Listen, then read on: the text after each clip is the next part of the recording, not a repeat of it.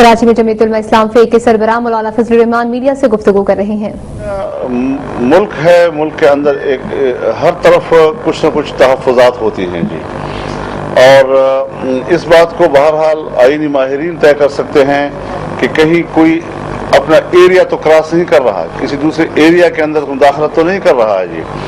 तो जाहिर है जी कि हुकूमत इंतज़ामिया है, उसके अपना दायरे इख्तियार है, अदलिया का अपना एक दायरे इख्तियार है। अगर तमाम इदारे अपने अपने इदारों में रहते हुए, अपने दायरे में रहते हुए कार्रवाई दिखाएं तो फिर तसादुम नहीं आएगा जी। लेकिन हम बहरहाल ये चाहते हैं कि हुकूमत और अदलिया के बीच में, या फ़ौज और हुकूमत के बीच में, या फ़ौज और अदलिया के बीच में तसादुम का जो अगर तस्वुर आएगा तो वो नहीं आना चाहिए। और इदारों के सरबराह खुद बालिग़ुन नज़र लोग हैं और वो खुद मुल्क की ज़रूरतों को जानते हैं, हालात की नज़ाकत को जानते हैं। जो बैनुल-अक़वामी दबाव है हमारे ऊपर, इस बैनुल-अक़वामी दबाव में पाकिस्तान मुतहम्मिल नहीं है इस बात का कि इदारों के अंदर टकराव आए।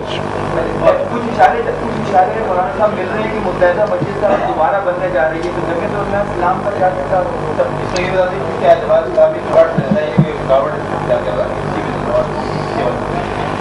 देखिए, जमीयत उलमा इस्लाम तो बुनियादी मुहर्रिक है, मूवर है इसका कि MMA दोबारा बहाल हो, लेकिन बदकिस्मती से अब तक हमारी ख्वाहिश पूरी नहीं हो पा सकी है। और उस हवाले से अब जो हमें जमात इस्लामी की तरफ से आखिरी मुतालबा मौसूल हुआ है, और वो सिर्फ एक ही मुतालबा है, वो सिर्फ ये है कि सूबा पख्तूनख्वा में हमें 50% सीटें दी जाएं। और हमने कहा कि हम 50% से भी ज़्यादा देने को तैयार हैं, लेकिन अगर आपका हक तो उसके लिए उसूल और फार्मूला बैठ कर तय किया जाए। जहां और फिर ये कि हम MMA में तो और पार्टियां भी हैं, ये तो अजीब सा लगेगा कि दो जमातें आपस में बंदरबान कर लें और बाकी जमातों से कहें कि आप आए खैराती बैठे हुए हैं हमारे साथ। तो मेरे ख्याल में छोटी पार्टी हो या बड़ी, हम उनको इज्जत नफ्स देना चाहते हैं और हम बराबरी की बुनियाद पर एक दूसरे के साथ बैठना चाहते हैं। तकसीम सीटों के फार्मूले की बुनियाद पर हो जाए। ये बताइए कि अब तक जो मदारिस पर जो हमले हुए थे और आपने आकर वहाँ मदारिस का मायना भी किया था हालात में, इसके बाद जो है अहले सुन्नत वल जमात के खिलाफ मुकदमात दर्ज हुए और मुकदमात के खिलाफ एक एहतजाज हुआ। उन्होंने फिर एहतजाज की कॉल भी दी थी गवर्नर हाउस के घेराव की। इसके बाद फिर गवर्नर हाउस की तरफ से सुना ये है कि उनका तो मुताबिक मंजूर कर दिए गए। तो क्या कोई लॉबी ऐसी है जो जमात अहले सुन्नत वल जमात से ताल्लुक़ रखने वाले तमाम अकाबिरीन को जो है वो इस तरीके के टालमटोल करके बहाने बनाकर उनको अपने प्लेटफॉर्म से हटाना चाहते हैं? आप बात कर रहे, मुझे समझ में नहीं आई आपकी बात। कहने का मतलब ये है कि अब तक जो अकाबिरीन की तरफ से जो राय हुई थी कि जो कुछ भी हालात कराची में पैदा हुए थे, उसके बाद की सूरत हाल के बाद अब तक कोई राय हमने इख्तियार किया आप लोग? मुझे उस मामले से कोई वाबस्तगी नहीं है। बड़े वाक़यात दो हुए हैं। एक आलमी मजलिस तहफ़्फ़ुज़ ख़त्म नबूवत के दफ्तर पर जो अटैक हुआ था, और दूसरा जो जामिया फारूकिया के तलबा पर अटैक हुआ, जिसमें जमीयत उलमा इस्लाम के मरकज़ी नायब अमीर जो बलूचिस्तान के बुज़ुर्ग रहनुमा हैं हज़रत मौलाना कमरुद्दीन साहब खुजदार वाले, उनके जवान साहिबजादे को शहीद किया गया। लेकिन आप खुद देखें कि उस नौजवान को पुलिस की गाड़ी से, बख्तरबंद गाड़ी से उतार के शहीद किया गया है, और उनकी एक SMG या LMG कोई भी है वो भी उनके हाथों में है, दहशत गर्दों के हाथों में है। पहले उस नौजवान को जो उनका ताक़ुब किया, बेगुनाह उनको मारने के पीछे पड़े, तो फिर इलाके के कुछ लोगों ने उसको पनाह दी और वहां पर फिर रेंजर्स वाले पहुंचे और फिर उस नौजवान को रेंजर्स वालों ने अपनी हिफाजत में ले लिया, अपनी गाड़ी में ले लिया। तो फिर पुलिस वाले आ गए और उनको रेंजर्स की गाड़ी से उतार के पुलिस की गाड़ी में बख्तरबंद में डाला गया, और फिर दहशतगर्दों ने पुलिस की बख्तरबंद से उसको निकाल के बेदर्दी से शहीद किया और उनकी आंखें निकाली, उनके कान काटे, उनका नाक काटा। और जनाब उनके जिस्म पर 1 इंच भी ऐसा नहीं था जिस पर तशद्दुद न हो। ये सब कुछ पुलिस की मौजूदगी में हुआ और पुलिस ने खामोश तमाशाई का किरदार अदा किया। हमने ये कहा कि भाई भाई कातिलों को गिरफ्तार करो, लेकिन चूंकि जमीयत उलमा इस्लाम अदम तशद्दुद के फलसफे पर अमल पेरा है, इसको हमारी कर समझा जाए। हमने उनको कहा है कि कातिल आपके सामने हैं, उनको आप गिरफ्तार करें। एक तो इसलिए गिरफ्तार हुआ कि उसने पुलिस से मुकाबला किया, उसको पुलिस की गोली लगी, वो जेरे इलाज था, वो मेन बंदा था, वो अस्पताल में अरेस्ट हो गया।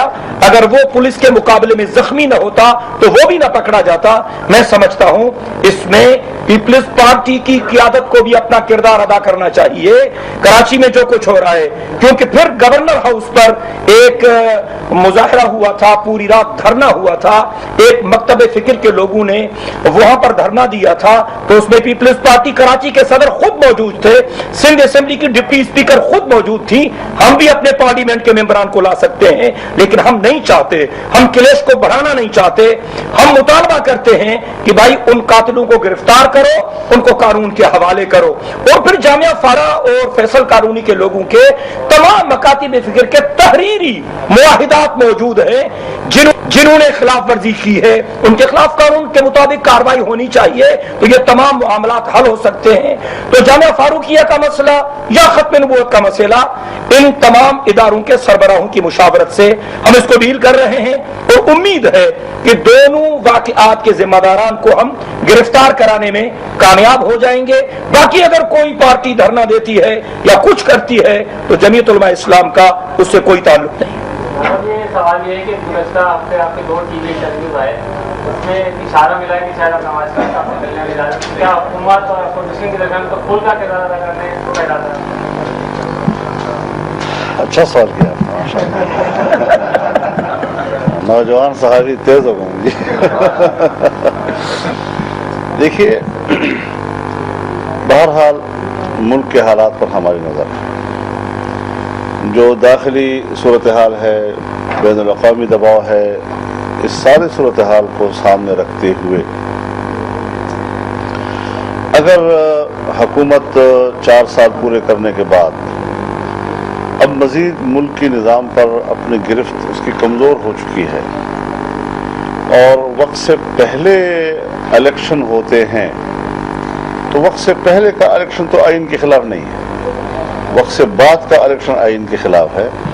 तो इस हवाले से मैंने ये तजवीज़ पेश की कि हिज़्ब इख्तिलाफ की जमातें इकट्ठी हों और वो इस बात पर गौर करें कि अगर वक्त से पहले इलेक्शन चाहिए तो हम सबका एक मुश्तरका मौक़िफ़ होना चाहिए और एक मुश्तरका हिकमत अमली हम तश्कील दें। उस हवाले से ये भी देखना है कि हमारे मुल्क में वोटर लिस्टों का भी मसला है और 3.5 करोड़ की वोटों की निशानदेही हुई है कि वो जाली है, और इस वक्त नादरा जो है वो कंप्यूटराइज वोटर्स की एक लिस्ट बना रही है असर-ए-नौज।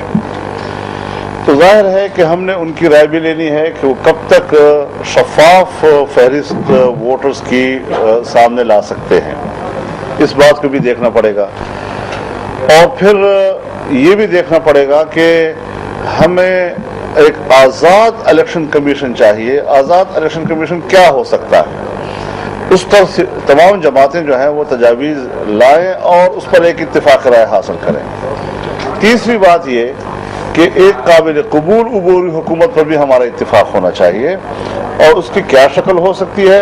ये सारी चीज़ें अगर तमाम पार्टियां बैठकर बजाय इसके कि अदलिया या फौज वो मुल्क के सियासी निज़ाम के बिसात लपेटे और सियासतदानों के हाथ मरोड़ कर फैसला मनवाए, क्यों न सियासी लोग खुद बैठकर एक फैसला करें, चाहे वो वक्त से पहले इलेक्शन के बारे में क्यों ना हो, कम से कम उसको एक सियासी फैसला समझा जाएगा और उसको अवाम के नुमाइंदों का एक फैसला तस्वुर किया जाएगा।